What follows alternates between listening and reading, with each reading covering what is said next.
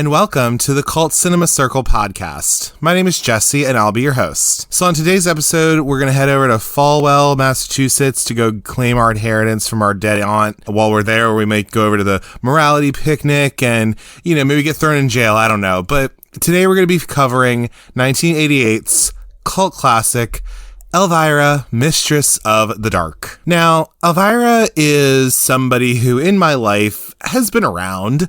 I'm a child of the 90s, so of course I remember her back from the Coors Light commercial and the ads that you'd see in the liquor store and stuff, but I didn't really grow up watching her or anything. I'm a little younger, so movie Macabre wasn't really doing a whole lot when I was a kid, and I wasn't watching it or anything. So, and plus also in terms of horror hosts, I really didn't have a whole lot of that when I was a kid. I didn't watch Monster Vision, for example, with Joe Bob Briggs. I've now watched it with The Last Drive-In and everything, but I didn't grow up with him. Same thing with Elvira. I think the closest thing you could come to is maybe having good old Michelle Trachtenberg on a Truth or Scare on Discovery Kids, I think it was. Anybody else remember that? But anyway, but yeah, I didn't really have that. This is actually more of a recent watch for me, I guess. I think I watched it probably maybe in beginning of 2022, maybe 2021 sometime. Currently, right now, there's actually the Elvira 40th anniversary special that's on Sheppard. And that's actually where you can go and watch Elvira, Mistress of the Dark. And it's her, and it's 3 other movies that she shows, including her own. She kind of intersperses throughout as she does. And that's I think where I first watched it. And then I recently just watched it not too long ago in preparation for this podcast. And so I just really fell in love with this movie. I think it's so funny. I think it is absolutely campy and tongue-in-cheek, and it knows exactly what it is, which I really enjoy, and I think other people really enjoy it too. I also just think that there's quite a bit to Elvira, just as a person, and also as a character, and also just finding out about the background information about this movie and how it came to be and the struggles it went through a bit as well, which we'll talk about as time goes on in the pod. Yeah, I absolutely think this is a worthwhile movie to watch if you've never seen it before, and I'm so happy to be covering it. This is a little early Christmas gift, if anything, since we are in the month of December now. So yeah, without further ado though, as we normally do, I'm gonna go over some figures of the movie, go over the cast, maybe some quotes from critics, and then we'll move into some production history and just, history about the film in general and the legacy that good old Elvira has had. And then we'll move on to a plot summary. So without further ado, let's get on to those figures. So Elvira, Mistress of the Dark was released September 30th, 1988 and was written by Sam Egan, John Paragon, and Cassandra Peterson, otherwise known as Elvira. It was directed by James Signorelli and produced by Eric Gardner and Mark Pearson, Cassandra Peterson's ex-husband. We're looking at an estimated budget of about $7.5 million and a box office of $5,596,267. We're looking at a Rotten Tomatoes score of 56% on the Tomato Meter and a 65% audience score. We're looking at a 6.5 out of 10 on IMDb and a Letterboxd score of 3.6 out of 5. For our cast of characters, we have Cassandra Peterson pulling double duty as Elvira and Great Aunt Morgana Talbot, W. Morgan Sheppard as Great Uncle Vincent Talbot, Daniel Greene as Bob Redding, Susan Kellerman as Patty, Edie McClurg as Chastity Pariah, Robert Benedetti as Mr. Calvin Cobb, Kurt Fuller as Mr. Glotter, Jeff Conaway as Travis, one of the henchmen for Uncle Vinny, Frank Collision as Billy, one of the other henchmen, William Duell as Leslie Meeker, Pat Crawford Brown as Mrs. Meeker, Ellen Dunning as Robin Meeker, Chris Cam as Randy, Scott Morris as Sean, Ira Hayden as Bo, Tress McNeil as the anchorwoman and the voice of Great Aunt Morgana Talbot, and Phil Rubenstein as the director in the beginning. Some critical response quotes I was able to find about Elvira, Mistress of the Dark are as follows. We have Alex Sandell from Juicy Cerebellum, who states, "Bad, bad, bad. Stick to hosting late night creature features, babe." We have Brandon Judell from Popcorn Q, who states, "Stupidity with a cleavage." And then finally, we have Daniel Barnes from Dare Daniel, who states, this one-note vehicle throws ambiguity and subtlety out the window in favor of a barrage of unfunny boob jokes. And I will say this, you are all entitled to your own opinion, but I disagree with every single one of you personally. So before we move into any kind of plot summary for Elvira, Mistress of the Dark, I just wanted to go over some history about where exactly Elvira came from and the history about this movie and how it came to be. So for those of you who don't know, Elvira is the character that was created by Cassandra Peterson. So a little bit about Cassandra Peterson. She is from Manhattan, Kansas, and she grew up kind of liking just things that were off the beaten path, things that were a little weird. She always had kind of interested in, horror themed type toys, and she has stated one of the first horror movies she saw was House on Haunted Hill with Vincent Price, who we'll get into later. But pretty much, she always really enjoyed just the darker things in life. And during her teen years, she actually was working as a drag queen go-go dancer in a gay bar in Colorado and a go-go dancer for soldiers at Fort Carson. But it wasn't until she went to Las Vegas, Nevada on a high school trip, she saw a live show there and really became inspired to try to become a showgirl. That was really her kind of goal, if you will. She was inspired by Anne Margaret from the film Viva Las Vegas, which is, I believe, one of Elvis Presley's films. But anyway, she decided she wanted to go out to Las Vegas to become a showgirl. And actually, she was able to become a showgirl in a show called Viva Les Girls at the Dunes, where she actually met Elvis Presley and went on a date with him, apparently. She ended up having small roles as a showgirl in Diamonds Are Forever, the James Bond movie, and also played a topless dancer in this other movie called The Working Girls. And, trying to just get gigs here and there, being a showgirl and everything. In the early 70s, she actually moved to Italy and became the lead singer of a rock band, which is kind of cool. And then she ended up coming back to the States after being in Italy for a while and toured nightclubs and discos and all that kind of stuff with her musical comedy act called Mama's Boys. But it wasn't until around 1979 where she had moved to Los Angeles and actually joined the Groundling Theater, which is an improv comedy troupe. We discussed earlier in the podcast episodes with Romy Michelle's high school reunion, because that's actually where that characterization came to be. So she had joined the Groundlings, and she ended up creating, because the Groundlings is all about, creating characters that you can then, do in your classes. And then if you're funny enough, you can get put into the Sunday company and then hopefully work your way up to the main company to, get some recognition and hopefully some notoriety, so you can try to book jobs as an actor. But she created this Valley Girl type persona, and that definitely influenced Elvira, as the character. And she was just trying to, get gigs here and there. Apparently, she was one of 2 finalists for the role of Ginger in a Gilligan's Island TV movie that was being done, but she got dropped from that. Now we get into where she really found her own kind of bread and butter with horror hosting. In 1981, 6 years after the death of Larry Vincent, who was a horror host in Los Angeles, who starred as the host Sinister Seymour, who had a local LA weekend horror show called Fright Night. After his death, show producers decided they wanted to bring the show back. And I will say, if you've ever seen the movie Fright Night from 1985, I believe it was, Larry Vincent, I think, is very much the inspiration for Peter Vincent, which is the character played by, I think it was Roddy McDowall, who is the horror host in that movie with William Ragsdale and Chris Sarandon and all them. It has to be that is the definite inspiration. Go watch Fright Night if you haven't. It's really good, actually. But yeah, so these people decided to bring back this whole idea of Fright Night, this horror host that they had on their local channel. The producers decided to use a hostess instead of a host because they were like, we don't want to get some guy doing this. We want to get a lady. So they asked 1950s horror hostess Mila Nurmi, who had made the character Vampira back in the 50s, to pretty much try to revive that show. But by this point, Nurmi was a little bit older, quite a bit. And so she didn't want to do the project being her. She was like, I'm a little too old to do it.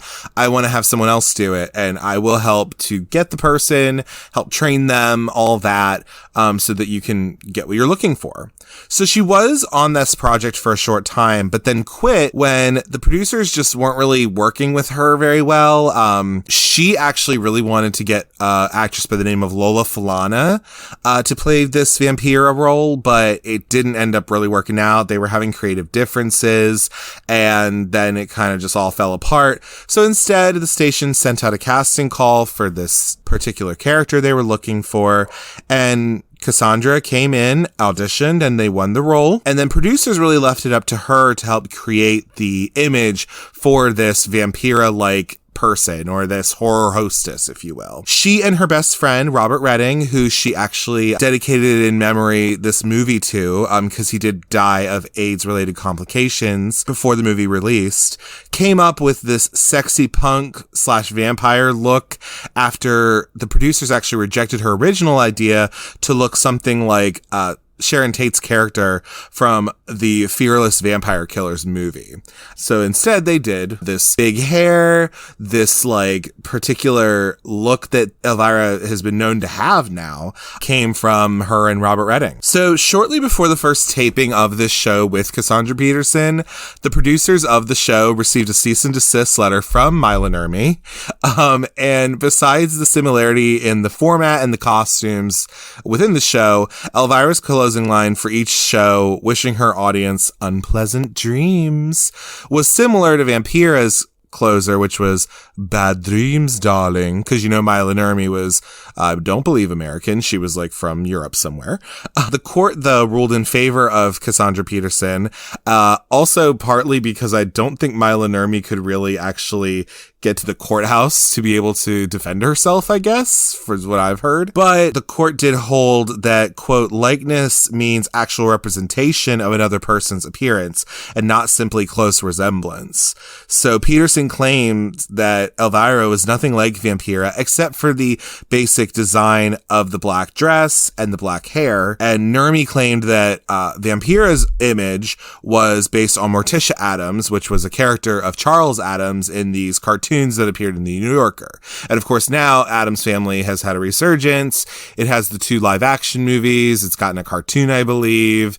It got rebooted in the 2020s. So if anything, Mila Nurmi, yeah, she made Vampira, but she was even using, the Addams Family as kind of her inspiration.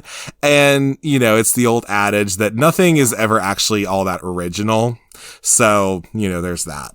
People started watching what ended up becoming movie Macabre, which started in, I believe it was 1981 or 1982. And pretty much that was the shtick, where it was Elvira who would introduce the show, make some jokes, and then introduce the movie that she would be pretty much roasting for what she did. So she showed all sorts of different types of movies that were just really pretty much B movies. Generally. And that was kind of a big thing that she did, really, was just this idea that a lot of what she showed really were these more like B-type movies. She never really showed super duper gory, super crazy movies, I guess, because you kind of couldn't just on TV, but she could definitely make fun of them for sure. Especially with B movies, it's a lot easier to make fun of them because they're just so bad they're good sometimes and all that kind of stuff. But she gained notice because she had tight-fitting, low-cut cleavage displaying black gown. She had this kind of California Valley Girl image. She brought a satirical, sarcastic edge to her commentary, very much relying on, double entendres and being risque and all that kind of stuff, and really being able to poke fun at herself, which was really cool and wonderful. And that's where the idea for this movie comes into play. So when it comes to the production of this film, as Elvira's character really skyrocketed to fame, Cassandra Peterson announced plans to spin her character off into a feature film. And she did want to do that for sure. People were getting notice of her, especially in LA, but then I think also once she became syndicated, she was able to then, kind of have this ability to write a ticket for herself in some way. So NBC casting director Joel Thurm pitched the idea of a sitcom to the then network president, Brandon Tartikoff, who became enthusiastic about the notion of having the show. However, Peterson had her heart set on bringing the character to the big screen, and there were concerns that she would never get the opportunity if she had made the leap to primetime. So she didn't want to just have her own TV show. She really more so wanted to have this movie. So Tartikoff later finalized a deal for NBC to produce a film, which would be followed up with sequels and eventually a TV series. But he ended up leaving the network before a show could actually materialize. So Peterson and her frequent writing collaborator, John Paragon, who unfortunately has passed away since then, but he is also known as Jambi from Pee-wee's Playhouse, and also is in this movie as the gas station attendant in the beginning, which is fun.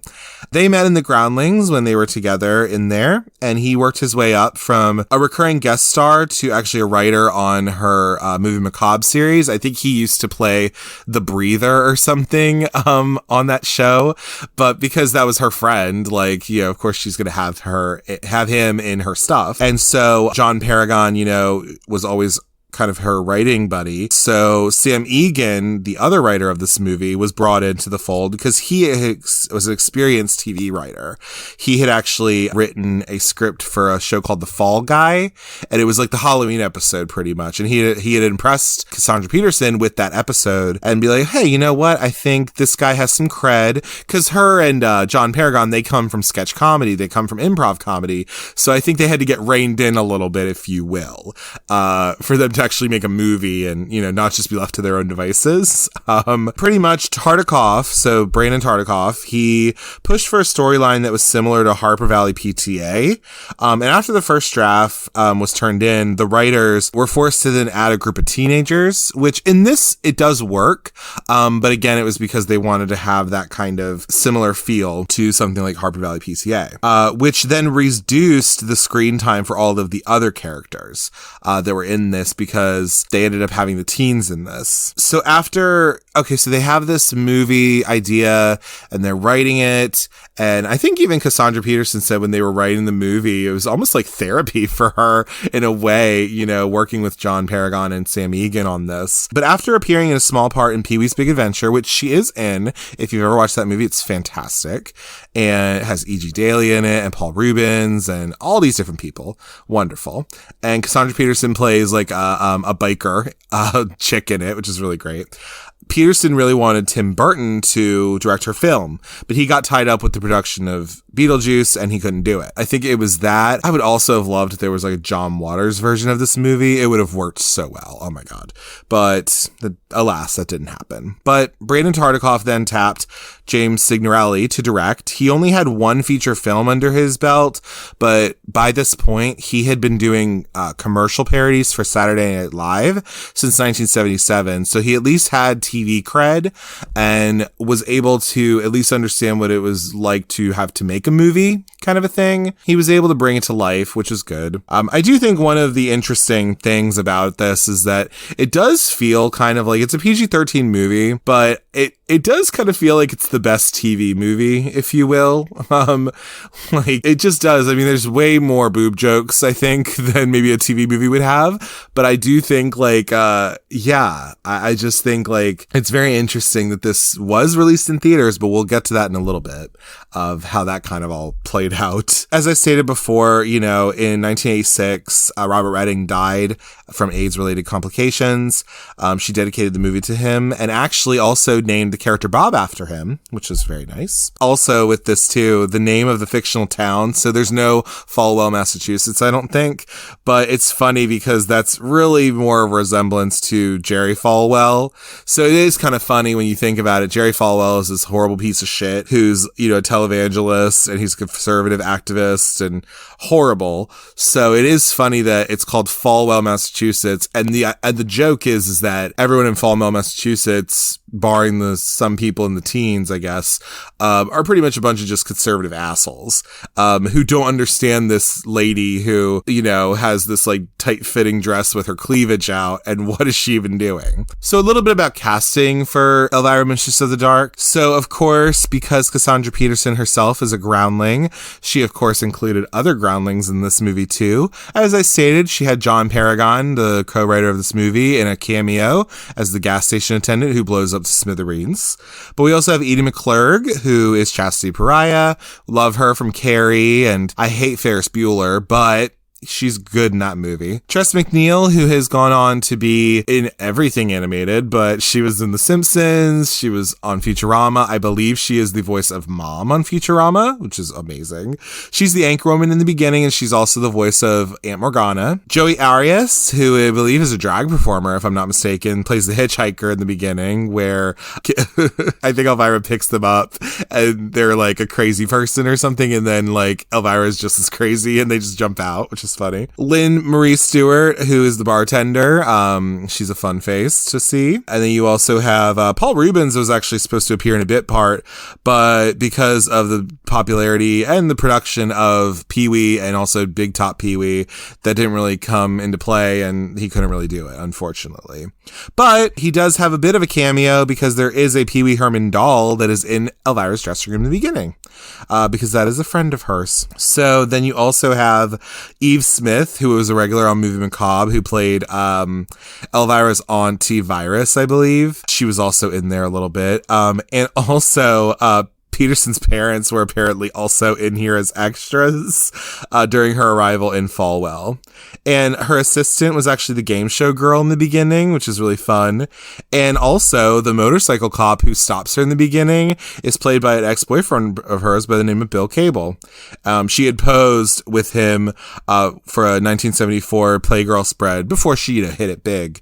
And, she's done some nude modeling before, of course. So as I stated before earlier, one of the big horror movies that was really influential for Miss Peterson was, of course, House on Haunted Hill.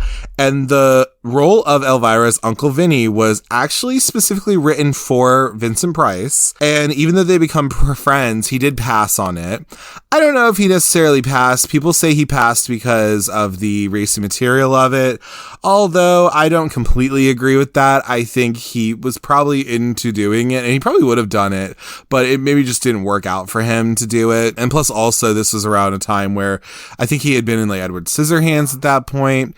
But, I just didn't, maybe it just didn't work out for him. I don't think it was because of the material necessarily, but, bygones be bygones. But producer Joel Thurm, he did zero in on William Morgan Sheppard, who ended up playing the role, but he became frustrated at Sheppard because he changed his readings from one audition to the next.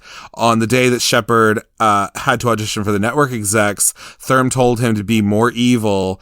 And Sheppard took this to heart, and he ended up being more evil, which got him the part. And I think he does fabulously in this. The fun kind of thing is Bob Redding. He's written as the male equivalent of a blonde bimbo, or a himbo, as we lovingly refer to. But they had difficulty finding anybody who could really pull this off for both the acting skills that were needed and also the looks. But Daniel Greene came in, and he came into audition, and he's convinced that he got the part really because he was genuinely stunned, by one of the remarks that Peterson had, because of course she's just like this like borscht belt comic with a tight fitting dress with her cleavage out. He really maybe was just coming in and was genuinely shocked by something, and I think he has to play that kind of dumb himbo guy a little bit to make it work, which I thought was really fun. Kurt Fuller, who plays the realtor in this movie, was actually supporting himself working in real estate because it's hard out here for actors, and so he was so convinced he bombed his audition that he said he quit show business. He didn't want to do it anymore, and then he ended up getting this role, which is like super cool. And the big kind of the lore of this casting, if you will, is that the role of Randy in this movie, who's one of the teenagers, it was narrowed down to the guy Chris Cam who ended up doing it, and apparently also a unknown Brad Pitt at that time. And Cam won the role because apparently Cassandra Peterson thought that Pitt was just so handsome that Elvira would actually just fall in love with him as opposed to Bob. And that would be wrong because he's a teenager, technically, although I don't think he was a teenager at this time, but whatever. But yeah, I think that's so interesting. So that's a little bit about casting for the movie. Again, they found this great cast of people to do this movie. So with filming, this was shot over a span of 8 weeks between January and March in 1988. The first scenes were done at a bowling alley in California, and Cassandra Peterson worried about beginning the production with her big character monologue, but there were a lot more stressors that came. One of the main stressors that happened, I mean, just for the fact that this was kind of a low-budget, quote, movie, if you will, and that kind of brings its own sorts of hardships with it. One of the big issues was the on-screen dog, Benny, who plays Algonquin, or Gonk. It was a poodle who really didn't seem to like anybody but his trainer. So Peterson was not allowed to use a permanent dye on the dog's fur. They had to use vegetable dye. It had to be touched up and reapplied every day. The dog couldn't hit its mark. It wasn't really trained all that well, apparently. And apparently it attacked Kurt Fuller's ankle, which left long-lasting scars. And honestly, another thing too was that there were actually entire scenes that apparently had to get dubbed because of the commands of the trainer for the dog being too loud because the dog didn't know how to act. So, it worked out because Algonquin, Gonk is a great little character, who turns into a rat, I guess. But it just was not easy to have this dog on set. They always say don't work with animals or kids if you can help it. And I'm not saying that that's always bad, but apparently it was not good on this end. So, we got this movie made and then it went into post-production so that it could be released. Now, what happened was this movie got completed. Wonderful, great, awesome, right? So the movie, as I stated before, was produced by NBC, which is where Brandon Tartikoff comes in. But then he left, which kind of stalled the production. They set up a distribution deal with New World Pictures. So if you remember with New World Pictures, that was the studio, that was the distributor that released Hellraiser. I think they did the first 2 Hellraiser movies. They also did the movies Heathers and a couple other ones. And then, just as this movie was slated to hit theaters, New World Pictures filed for bankruptcy, and literally the day before this movie came out or something, they had gone bankrupt, I guess. And that really affected the marketing of this movie. The marketing campaign was halted. The release was supposed to be thousands of theaters because, again, this is a movie that was supposed to be distributed, nationally. But instead, it was just a few hundred theaters it was released in. I think it went from over 1,000, obviously, to something like 600, which is not very much when you're looking at movie theaters, especially in the 80s where you had a home video market, but people were still going to the movies. We didn't have streaming. We didn't have DVDs. You would still go to the movies to watch a movie. So that didn't help either. It didn't help also that critics were just brutal to this movie, and without promotion to entice potential viewers, this really did fail at the box office, and it did fail critically too. Because again, maybe people weren't really all that, I don't know what it is. Maybe they weren't open to this idea. Maybe it was a thing of people, I think, knew who Elvira was, but maybe it was a little bit before its time, if you will. I will say though, even though it was a bomb critically and at the box office, it did become a bestseller on video. It became one of the highest rated programs on NBC when it released in 1990, when they released it on TV, which is just the soup that we need for a cult classic to come about. But I think with this movie, the Elvira character after this movie, and even before it, but especially after it, I mean, this character has just evolved into this lucrative brand, She has different things like, Halloween costumes, both unlicensed licensed and licensed, I'm sure. Comic books, trading cards, action figures, pinball machines, everything. So many different things. She's been on the cover of Femme Fatale's magazine. She was able to make this movie and then also made a second movie, Elvira's Haunted Hills, which I have seen. It is on Shudder right now because Joe Bob Briggs did do something. It was the Haunted Hangover or something like that, where he showed Elvira's Haunted Hills and Popcorn, and he had Cassandra Peterson come on for Elvira's Haunted Hills, where she got to talk about it. But yeah, this legacy that Elvira has had really is just so awesome. You know, she then made the second movie. She had to finance pretty much all of it herself with her ex-husband, and ended up making Elvira's Haunted Hills. It was done in Romania for about under $1 million, apparently with little budget left for promotion of that movie. Cassandra Peterson and her husband, her ex-husband now, but her husband at the time, screened the film at AIDS charity fundraisers across America to try to get, you know, that's how they tried to get this movie seen. For many people in attendance, this is their first opportunity to really see the woman behind the Elvira character. Movie Macabre then also went into TV syndication with public domain films. And it's cool too because Elvira has been able to kind of come back and do things here and there with Movie Macabre. She's been able to do more within recent years, probably within the last 10 or 15 years. She has done, you know, different movies with her Movie Macabre, her format, if you will. And then, of course, they did do the Shudder special, which I was talking about earlier in the pod. Which was nice. And also in 1993, they did get a pilot for CBS called The Elvira Show made.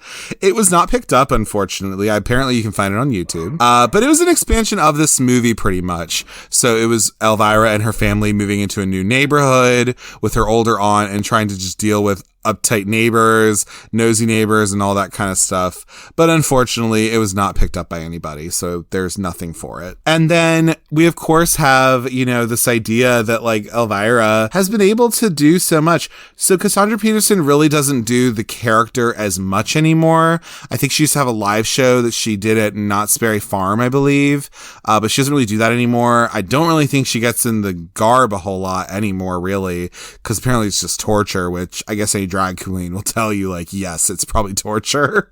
But she has been able to really make a name for herself, make a brand for herself, and be able to profit off that brand, which, hell, I would too. I mean, of course. She also was able to release her memoir, Yours Cruelly, Elvira, Memoirs of the Mistress of the Dark. In this book, she talks about many different things about her life and all of that. Also including the fact that she has been in a committed relationship with a woman for the past 20 years.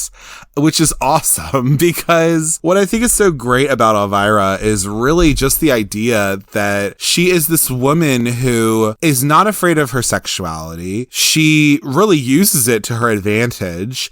She is seen as other, and she is seen as othered because of who she is and because of the way she looks and all of that. But she uses it to her advantage and she doesn't let it stop her. What I think is so great is that the fact that she is this person who on the outside is very sexy looking and knows she is, of course, with her character, she has this loaf cut, tight-fitting dress that shows off her cleavage, and she became this figure that was lauded by straight men, for example, and of course, because she has these big tits and, she's pretty and she has this Valley Girl thing going on, while secretly, and not really saying a whole lot about it, she's actually a queer person and a queer woman. That's so awesome.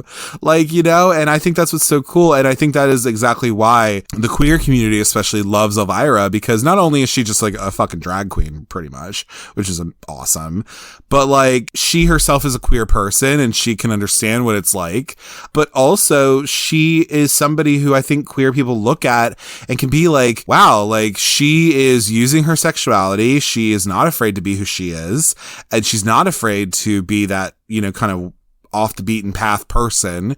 And she embraces it. And I think that's very much why people, growing up with Elvira, really they kind of went towards for her. So I just think that's awesome. And, I'm definitely a fan, and I hope with the however much time left we have with her on this earth, I really hope that she gets a renaissance, if you will, more so than she already has. Because if someone like Joe Bob, who I enjoy Joe Bob and I like watching The Last Drive-In and all, I think if he has it, why can't she? She absolutely could do it. Even just as Cassandra Peterson, I would just watch her read the fucking phone book, honestly. But anyway, with all that being said, my gush section is over with Elvira. I love her. Without further ado, though, we're going to move into a plot summary of Elvira, Mistress of the Dark. So we open our film with black and white B movie that is showing. It's actually the movie from 1956 called It Conquered the World, which is a Roger Corman movie, which is funny because Roger Corman actually pretty much had New World Pictures. It was like one of his companies that he had. And then also, of course, there's a line in here in the movie where Elvira talks about Roger Corman movies. Like, haven't you ever seen a Roger Corman movie? But anyway, you have this film playing, and then you come into this TV station where we meet our good old Elvira, played by Cassandra Peterson, and she is doing her local television show.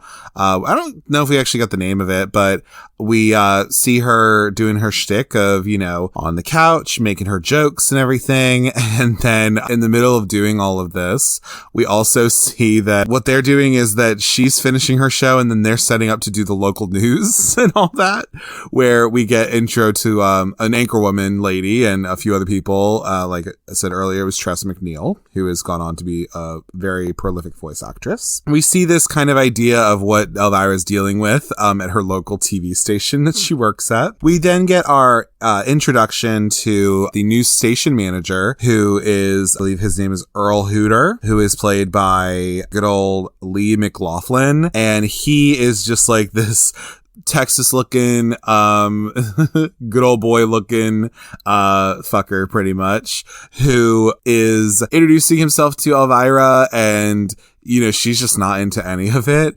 And so he then sexually assaults her by grabbing her boobs and saying it's milking time. And she steps on his foot with her heel. And she says, you know what? I quit. I don't need this shit. Whatever. Take this job and shove it. So love. Obviously. So she decides to quit this job, even though it makes sense. She just got, sexually harassed by this new manager guy, and why would I want to stay there? So she then goes to her dressing room where she says, all right, screw this. I can't do it anymore. She talks to her manager, Manny, who's played by Charles Wolfe, and he is talking to her because in the meantime, while working at this TV station, she's also trying to get her Las Vegas showgirl review show up and running. But it seems that they need capital in order to do that, and they need money to be able to do that.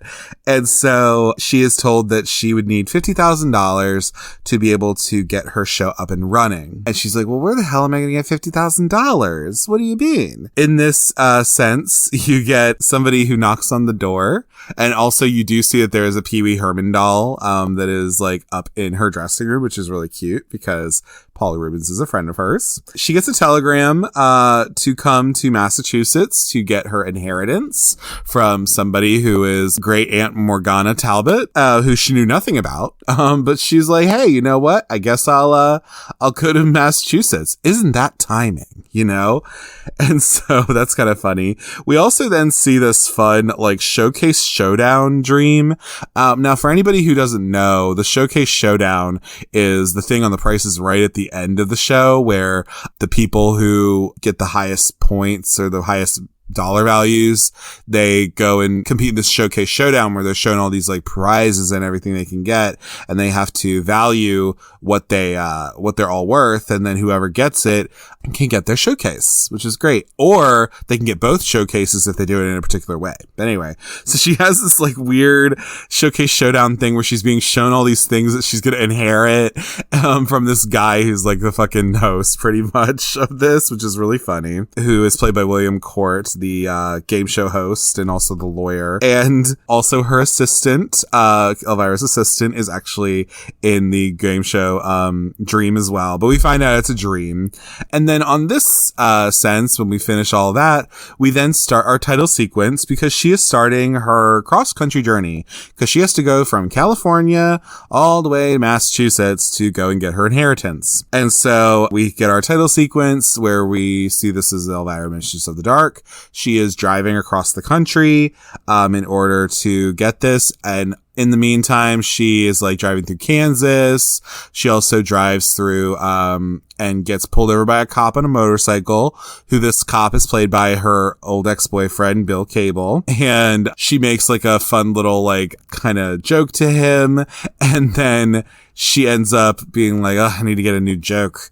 And so she takes her ticket and she just sticks it in her glove box of her fabulous car that she just has gotten a bunch of tickets, I guess, because she is a badass, as we know. So we see her just like driving, you know, she's eating her like nachos, I think. She's also eating a hot dog that then the hot dog wiener just like falls on her chest, which is obviously like a penis boob joke, obviously. So, but you know, she's just rocking out, just enjoying herself on her little drive. And so then when the title sequence is all over, we then see her getting gas at this gas station. So the gas station attendant's there. This gas station attendant is played by John Paragon, who is the co-writer of this movie and one of Cassandra Peterson's very best friends, who has since passed. But he plays the gas station attendant where it's a self-serve like gas station. He's just sitting there. He's smoking, of course, because that's what you do at the gas station.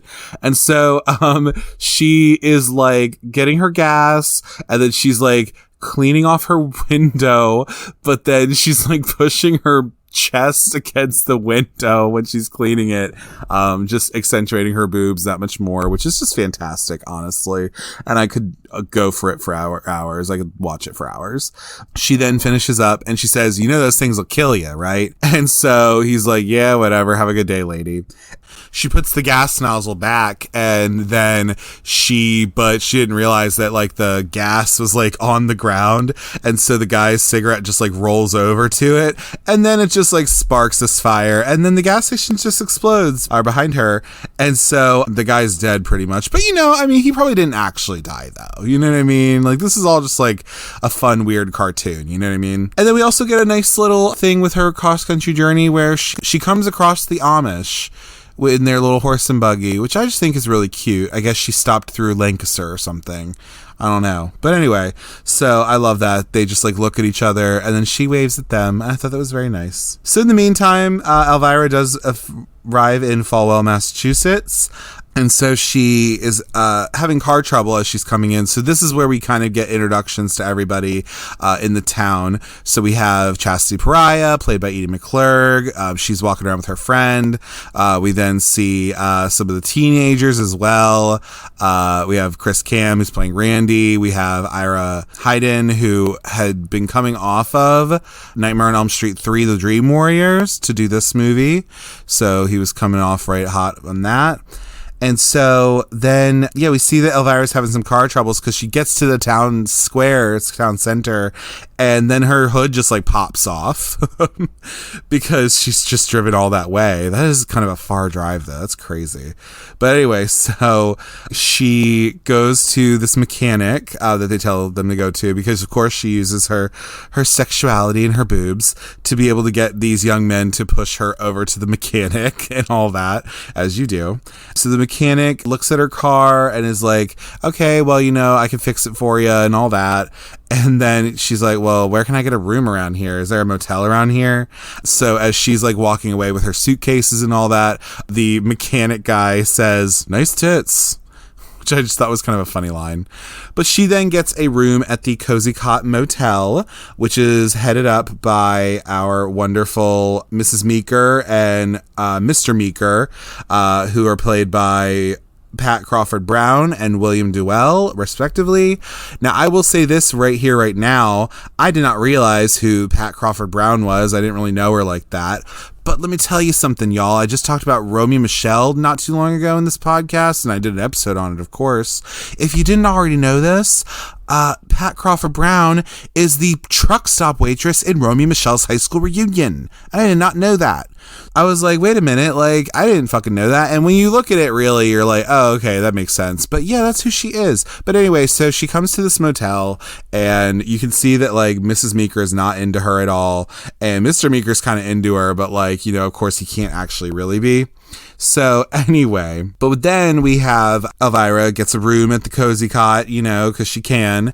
And in this, she also meets the youngest granddaughter or daughter of the Meekers, Robin, played by Ellen Dunning. And we see that, you know, Elvira's trying to figure out what's going on. Like, what do you guys all do for fun? And there's not really a whole lot to do around Fallwell, Massachusetts, instead of going to the bowling alley. So, you know, that's what Elvira's going to go do. So she gets her little room at the Cozy Cot, and she goes over to the bowling alley later. And so she comes in, you see these two guys sitting with each other, just being dudes. And then she comes in, Elvira comes in looking fabulous. And so she sits down, and these guys come up, and they're being creeps to her, as a guy does to a woman who is, you know, getting particularly sexy, I guess. God, anyway, blech. But she owns these creeps, though. I love it, though, because they're like all being gross to her, and she takes these two flashes of beer and just like pours it on their crotches, which is awesome. And then they're all like gonna try and rough her up, and she's like, I cut you, man, you know. And she brings out her knife that isn't actually a knife. She like stabs the guy, but it's not an actual real knife. But she owns these creeps because she is a badass woman who can protect herself. But that's where you also get the introduction to Bob, played by Daniel Greene, because you saw him earlier. You saw him talking to, I think, the bartender.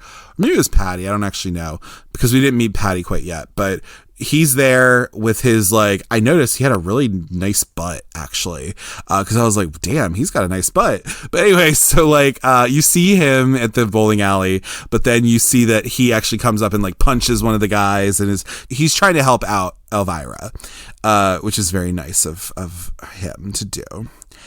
And so you then have this intro to Bob, like I was talking about. You then get this scene where you then have Bob and Elvira getting to know each other a little bit, which is all very nice and well. But you can see that Bob isn't really, he's into her, but he doesn't want to just move really quickly or anything, from what it seems like.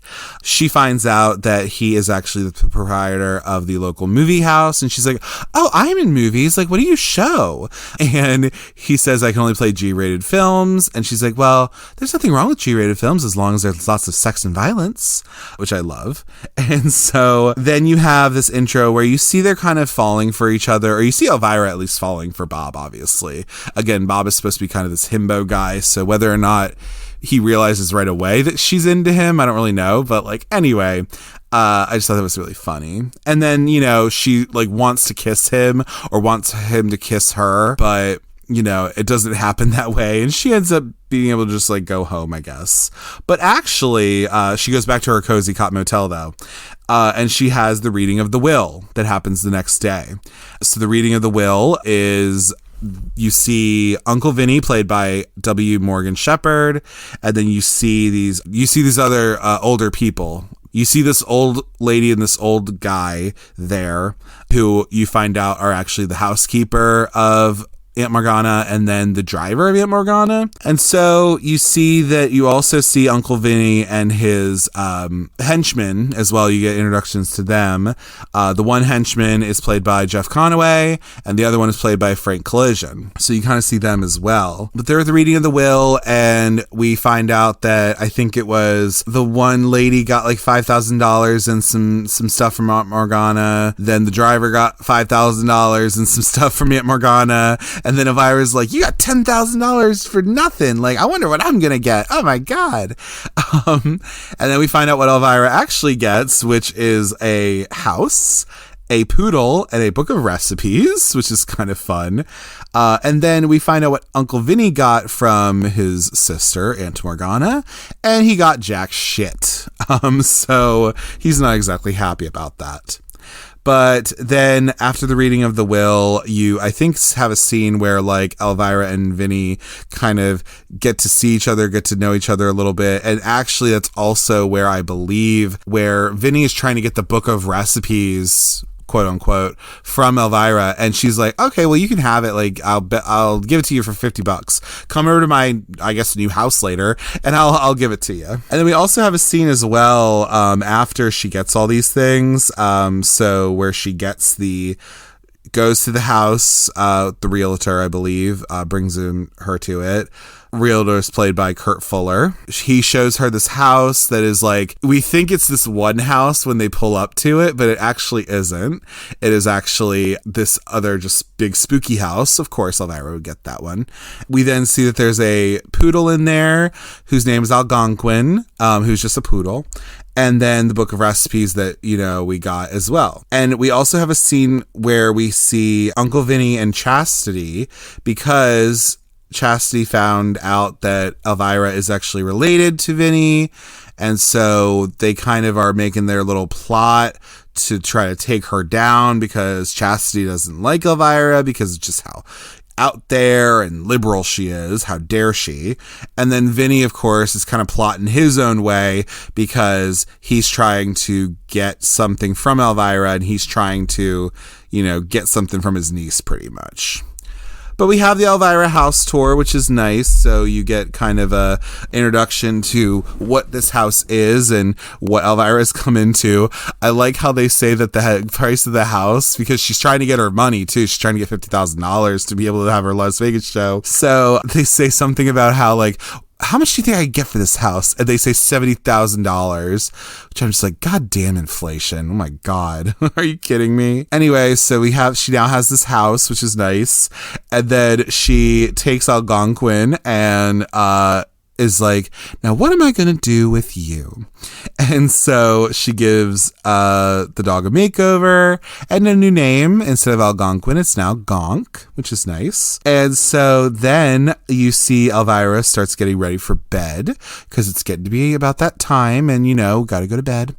And so in the meantime, you see that she's getting ready for bed, but then also the boys from earlier, so Randy and his friends, are like deciding to go and try to spy on her, which is so funny. Kind of, sort of, because they're like in the rain, I believe, because it's raining. And so they're like going up, and they have this like photo, this camera, that's what it's called. And so they're trying to get photos of her, like, you know, Elvira, like, you know, stripping or something, which is kind of funny because Elvira, Cassandra Peterson, has done nude modeling before in the past, in her younger days.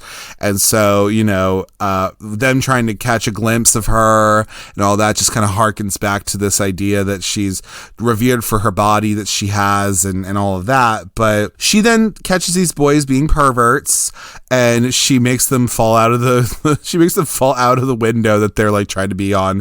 And I love how she has like her face mask on and like her hair up and everything. It's really funny, which I just love. I also enjoy the crazy amount of hair that Elvira has just going to bed. I really, really enjoy that and love it, because it's just literally on the bed, just like all over the place, which I thought was great. And so we then get Elvira's nightmare, which is like her, I believe what it was is that she's in bed with her fabulous hair and everything, and then she just hears the voice of Aunt Morgana, who's Tress MacNeille, just saying, Elvira, Elvira.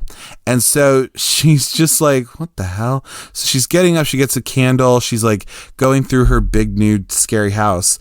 And so she then goes up to this creepy attic room pretty much.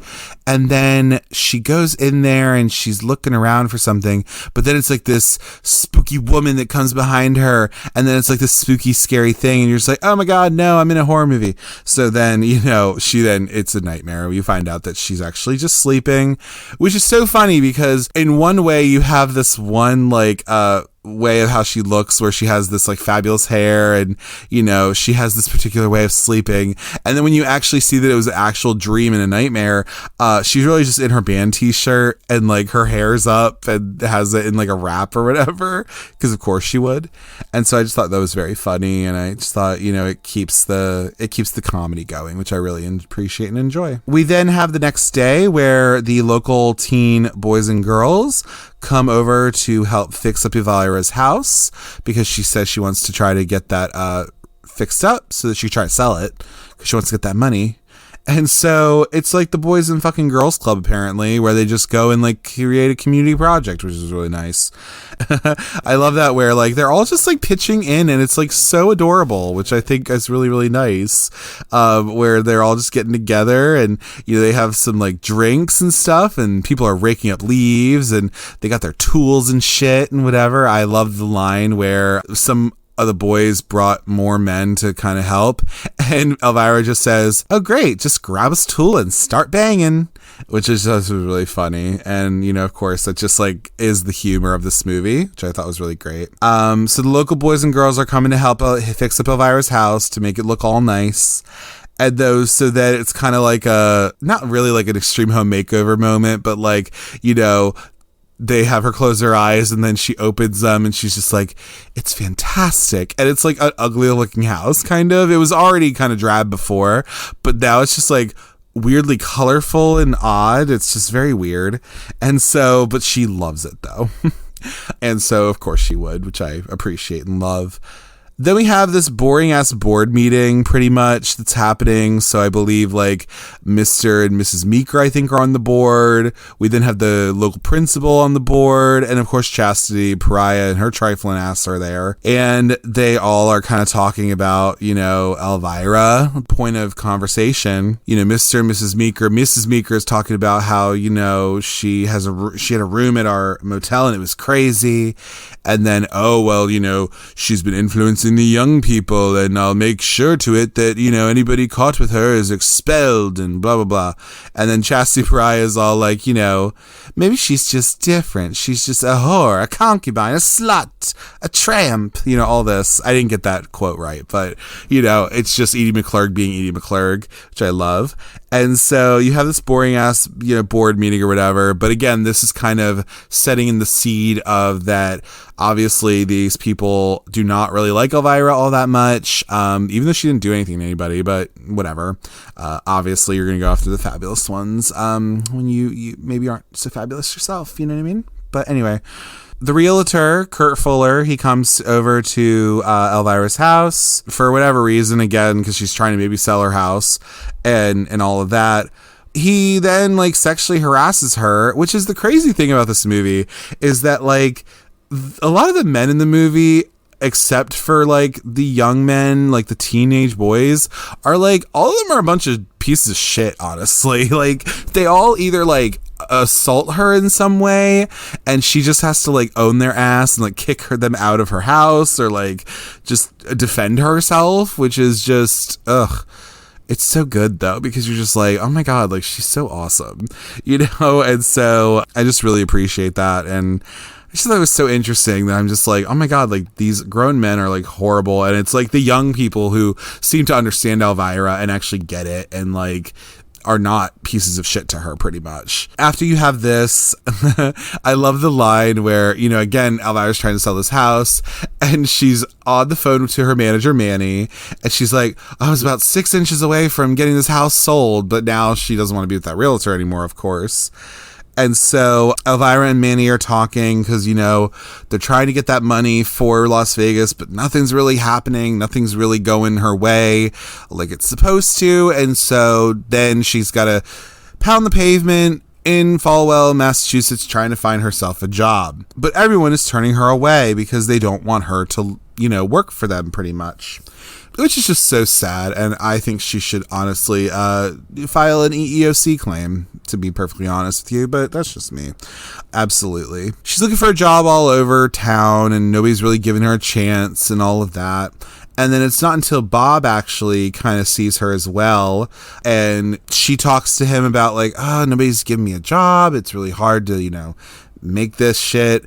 And he's like, well, if I could, I would, employ you at the movie house or whatever. She's like, oh, well, I could do that. Like, that's what I do already. Like, you let me do it, I'll do it. And they actually do make, I think, a little deal to actually do that. Be like, I'll show this movie and don't worry about it. I have all these movies in my trunk of my car, apparently. And so I'll make it happen. I'll do it. Don't worry. And I don't actually know if Bob really wants to do it, but she's going to make it happen regardless, let's just say. And this is also the scene, of course, the iconic scene where it was something where I think one of the letters like hits her in the hair or whatever. And Bob is all like, oh, how's your head? And she's like, well, I haven't had any complaints lately. And so, I thought that was just really funny. And again, it goes over a kid's head. In the meantime, while she's looking for a job and she ends up getting her little job at the movie theater, we see the henchman, Jeff Conaway, and the other guy break into the house of Elvira to try to get this recipe book that, Vinny wants so bad. And Gonk actually scares them away because they're pussies and, whatever, they're scared away with this dog. And, I guess I would be too, depending on if the actual dog was like, really horrible. Why not? I'd probably be scared too. And so then we have that scene, and then we have Elvira and Bob. They talk a little bit, and then Elvira kisses him, which is nice. I think this might actually be the scene where they do the how's your head thing, because Elvira is talking about how she can't find herself a job. It really sucks, all that kind of stuff. But Elvira then makes herself a job, as I stated before. She has all these bad movies in the back of her car, her trunk, and she's like, hey, you know what? Let me screen one of my movies there. I'll make it worth, the kids' while. I'll do this. It'll be good. So in the meantime, while Elvira is self-employing herself, we then get back to Vinny, Uncle Vinny, and we go to his spooky lair. Which we just see that he has this spooky lair where he's like doing a spell or something. And I have in my notes that the lair is jumpin', kind of like Destiny's Child. So because when he does this, this spell, the lair is just like, just moving around and everything, which is just insane. And I guess it's to assume that he is like talking to the late Aunt Morgana in some way, because that's his sister that's dead, and he might have had something to do with it, maybe. So anyway, but you have that kind of thing. So you then see Elvira, pounding the pavement, going to the bowling alley, and she is there to rouse the youths, as I say in my notes. I'm now just going to refer to them as the youths, I think. But you have the rousing the youths, but they're all afraid because it has been explicitly made aware that if you were hanging out with Elvira, you could be expelled. And nobody really wants that. But, these are like her friends, kind of, you know what I mean?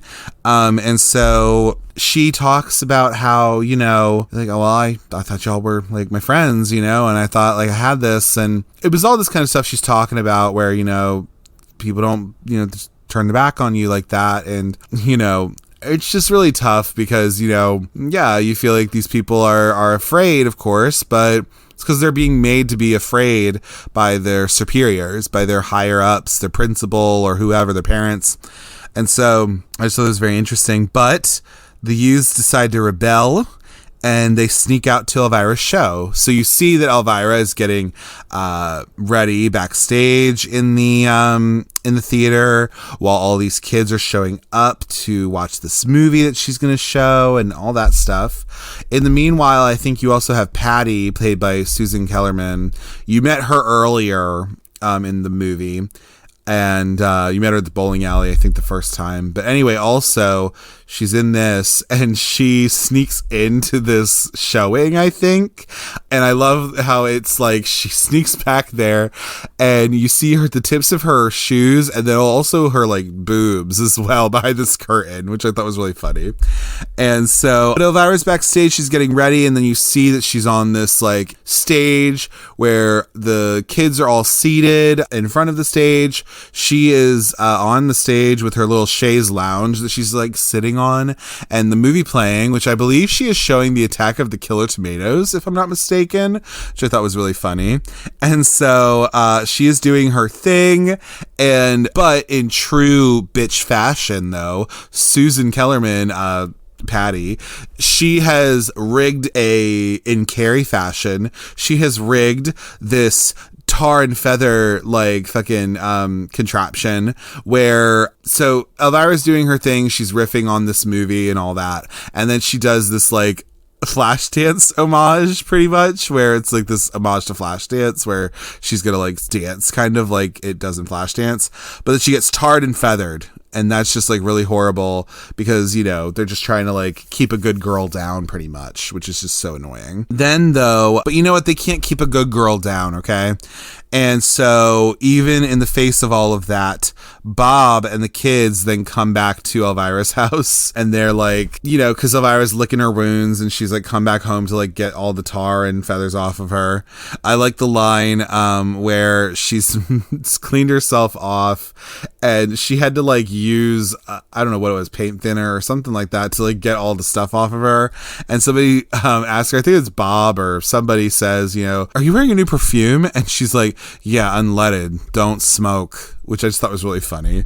And so I was like, okay. But anyway, so, you know, Bob and the kids come back to Elvira's house, but then, you know, it's time for the kids to go home because, you know, it's past their bedtimes or whatever. And so this is because she wants to get some alone time with Bob. And so we see that the kids go home. We see that Bob is on one side of the couch and then Elvira's on the other side while they're watching TV or something, which I thought was kind of fun.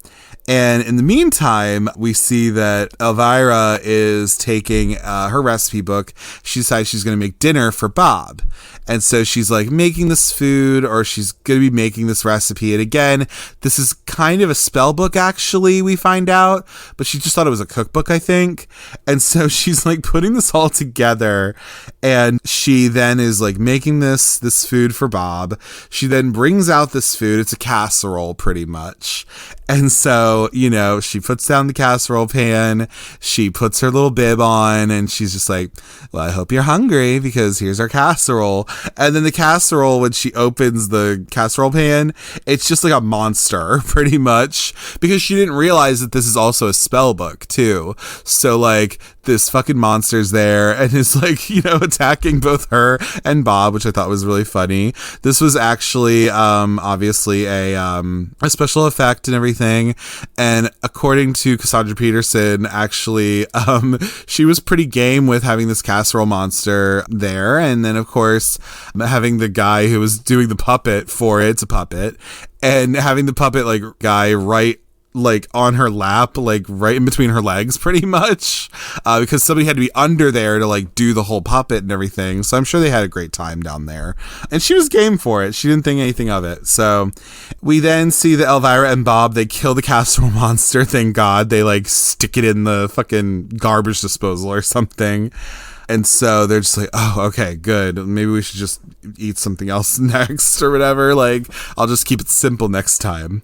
And so then we see that Bob and Elvira, they're checking out the rest of the house, and they then go from the kitchen and they end up checking something up in this creepy attic room. This creepy attic room seems to be a theme because we saw it a little bit earlier during her nightmare that she had, but now we're seeing it in real life. And so, again, they go in here and they're like, you know, okay, what's going on? So then Elvira and Bob, they check out this old trunk because I think Gonk actually led them to it because I think Gonk had actually taken the recipe book and ran up there, which is what led them to go up there. And so pretty much we see that they check out this old trunk, which has like bones in it and like other shit. But we do discover a letter that Aunt Morgana had left for Elvira. And so then we kind of get this idea, with flashback, of course, where Aunt Morgana, who is played by Cassandra Peterson, actually, in a dual role, she is explaining how her parent, I guess, died when she was a baby or whatever, and Aunt Morgana was taking care of her. But then because of her Uncle Vinny trying to go after her and all that, she had to leave her at the orphanage. That's what had to happen. So then we see the flashback of Aunt Morgana dropping off baby Elvira at the orphanage. And then she's talking about how, like, you know, don't trust your Uncle Vinny, make sure he doesn't get this book, all this kind of stuff, and to not trust him pretty much. And who's to say that she wasn't killed by Uncle Vinny either? So we don't quite know that. I think she was kind of, but anyway.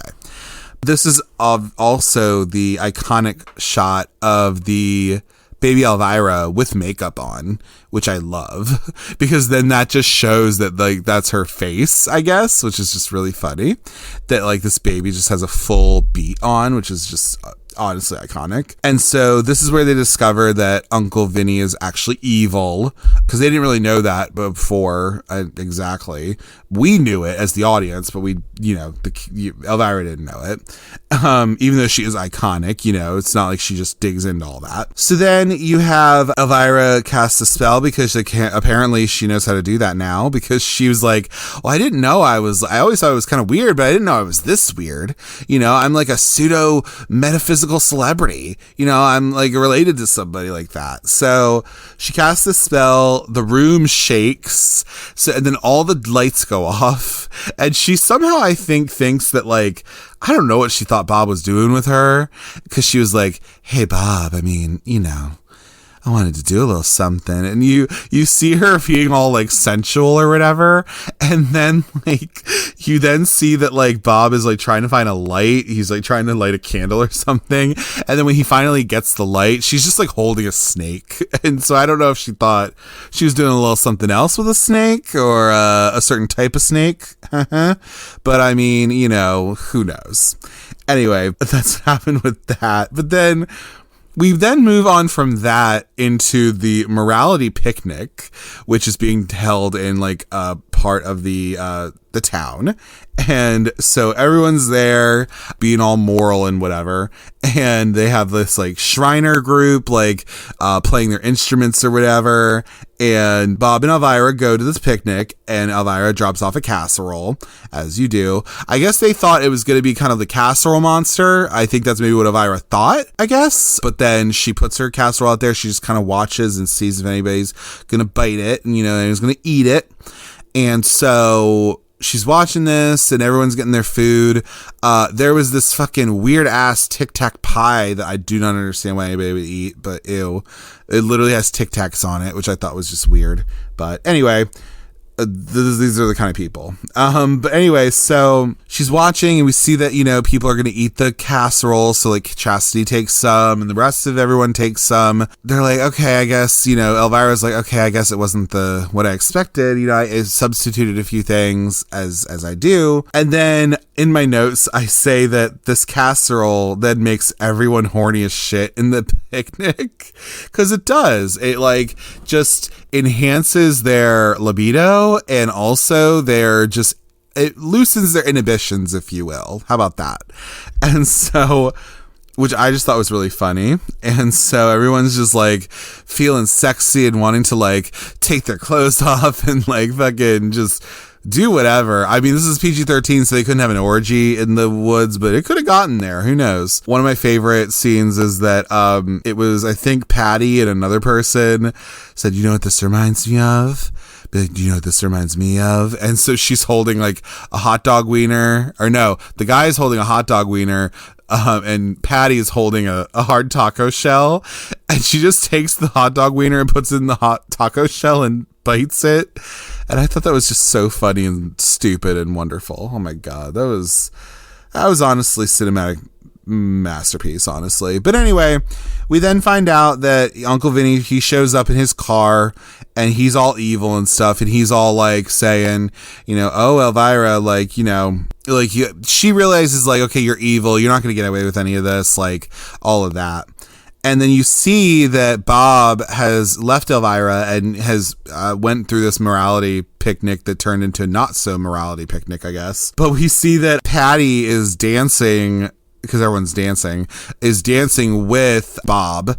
And so then we see Elvira is like trying to get Bob back, and Patty's just like feeling her oats and feeling herself. And then Elvira just punches Patty because she's like, all right, like fuck off, whatever. And so then we see the, I call it the post picnic board meeting, because it's everybody now just being very ashamed of what they were doing.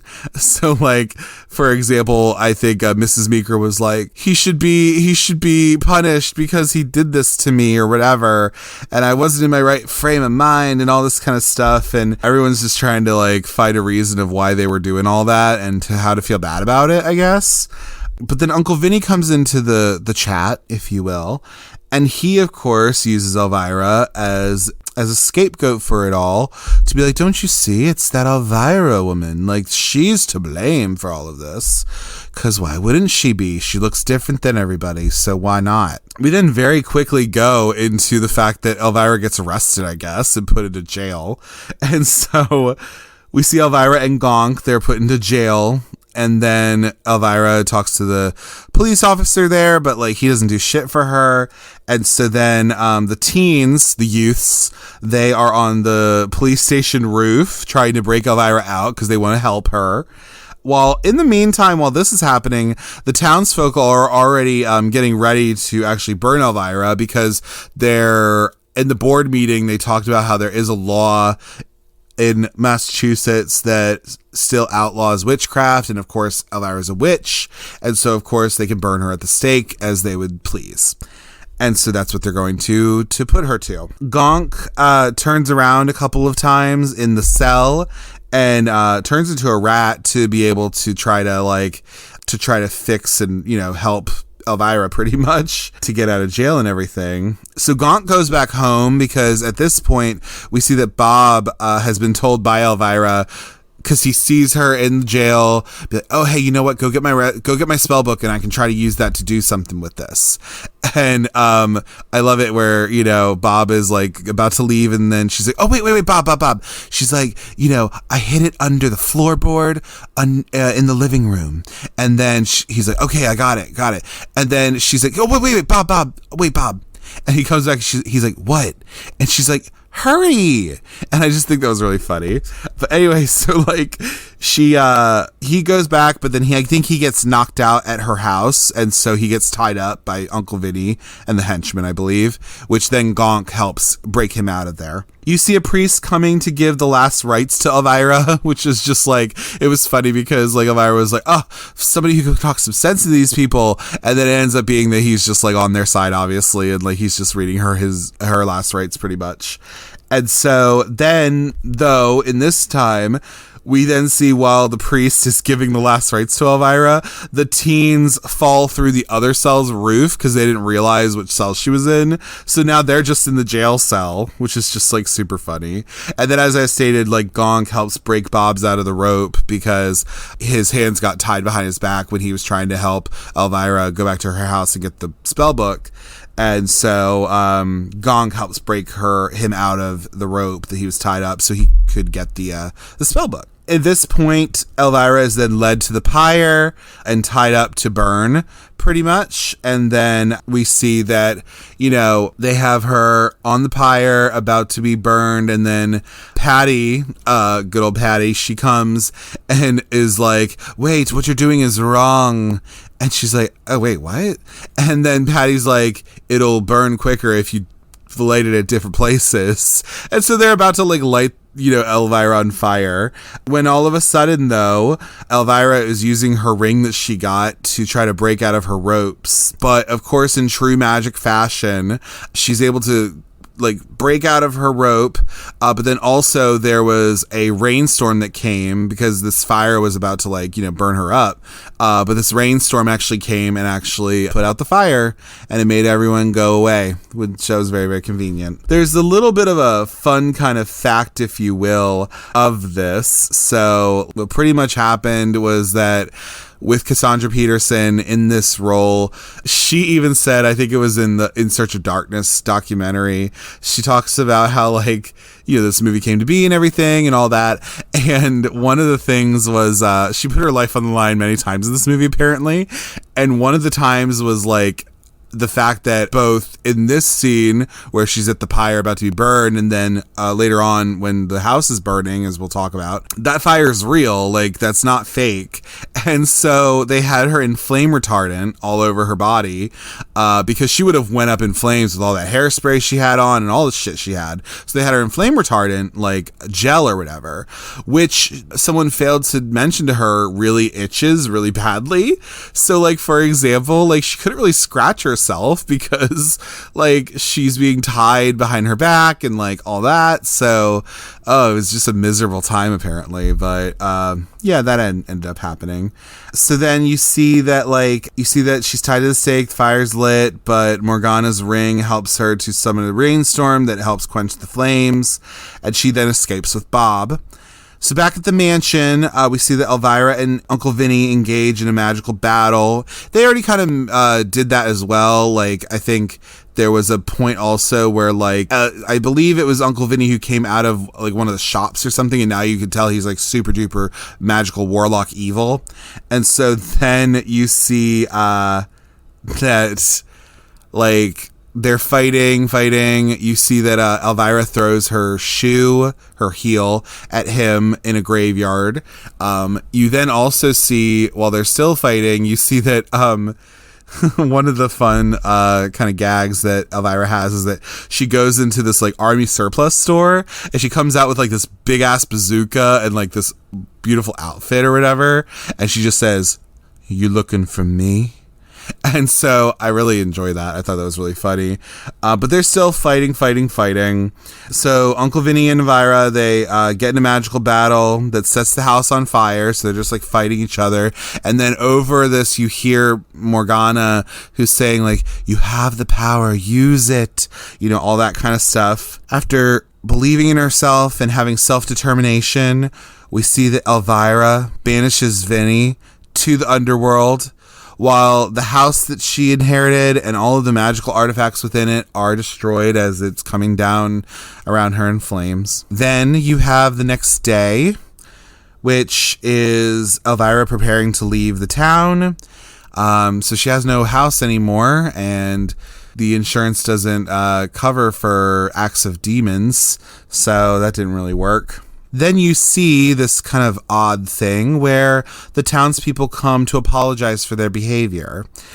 So all of the people of the town, they've come together and they brought their teenagers with them and all that to apologize. And they ask Elvira to stay. They want her to stay. And she kisses Bob, which is wonderful and great. And, you know, I'm sure she would love to stay, but seeing as she doesn't have a house anymore, she insists that she does have to leave, and she can't stay any longer, even though she's made the wonderfulest of friends at this juncture.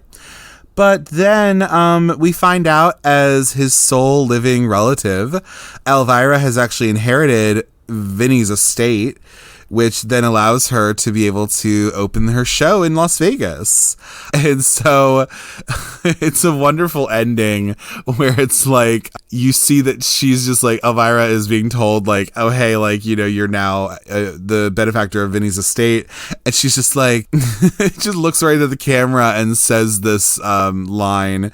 And then it moves into this shot of the Las Vegas Strip, and you see that it's Elvira, Mistress of the Dark. She has her own show, plus Greene, which I thought was fun.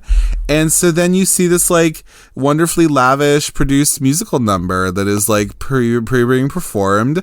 So you see that it's like this big lavish performance number where you have Elvira singing and dancing with her background dancers. She also has, like, some rappers as well, and she's rapping a little bit too. And then she has her wonderful trick of her boob tassels and her being able to shake her tits and be able to make these move a certain way. She starts off with one boob and doing it, and then she does it on the other, and then both of them are moving. It's iconic and wonderful. In the meanwhile, while on the side of the stage, you have manager Manny and Bob, who are there to give support while she finishes this whole musical number, and she gets this kind of standing ovation and these flowers and everything. And And it's so wonderful to see. And, you know, she's just like, mwah, mwah, wonderful. And of course, as she normally does at the end of Movie Macabre, she wishes her audience unpleasant dreams. And that is the end of Elvira, Mistress of the Dark. So I think it's needless to say that I really enjoy Elvira, Mistress of the Dark. I enjoy this movie. I'm so glad I've finally watched it and have been able to have the utmost pleasure of really being able to see it. I think this movie is the absolute one of the epitomes of a cult classic movie. It's a film that really, I think, works for exactly what it is. It is a tongue-in-cheek camp movie that I think was a little ahead of its time. It was just something where, you know, this character that was created was able to have this platform, which was so super cool. And I think now it's just appreciated as this camp classic movie. And it's just so funny.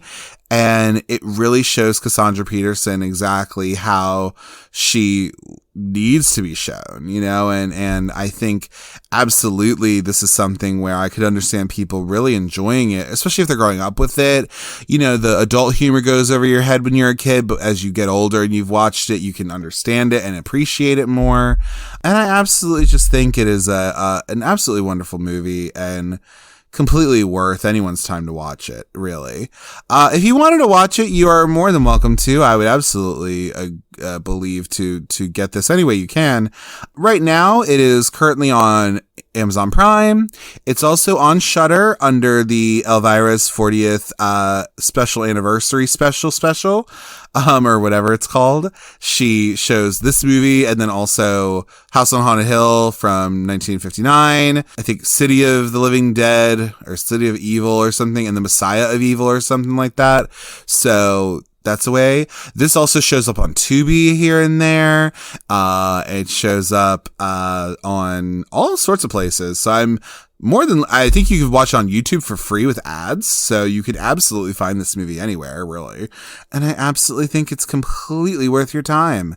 If you haven't watched it before, definitely get on it. You know, I think you should just indulge yourself and let yourself watch it, and you'll be a better person for it, if anything. As always, if you'd like to get in touch with me, you can do so at cultcinemacircle@gmail.com. In case you want to give any movie recommendations, give feedback on the show, or if you just want to say hey, I'm open to all of it. You can also follow the Cult Cinema Circle podcast on Instagram and Twitter. Instagram handle is Cult Cinema Circle, and Twitter handle is Cult Cinecircle. On those platforms, I tend to announce the different episodes I'm going to be doing. I'll make little Instagram stories when we have an episode drop and just generally interact with anybody on there that wants to interact with me. You can also follow me on Letterboxd at Jesse, Jesse, Kremp, Kremp, all one word. On there, I log the movies that I watch and write little reviews about them and just general foolishness over there. Be sure to rate, comment, and subscribe to the Cult Cinema Circle podcast on your podcatcher of choice, whether that be Apple Podcasts, Google Podcasts, Audible, or wherever you get your podcasts. I'm pretty much out there everywhere. Be sure to leave 5 stars and a 1 to 2 sentence review so we can grow the audience more and also just spread the love all around. Be sure to tune in next week to the Cult Cinema Circle podcast, where I'll be covering 1993's Dazed and Confused.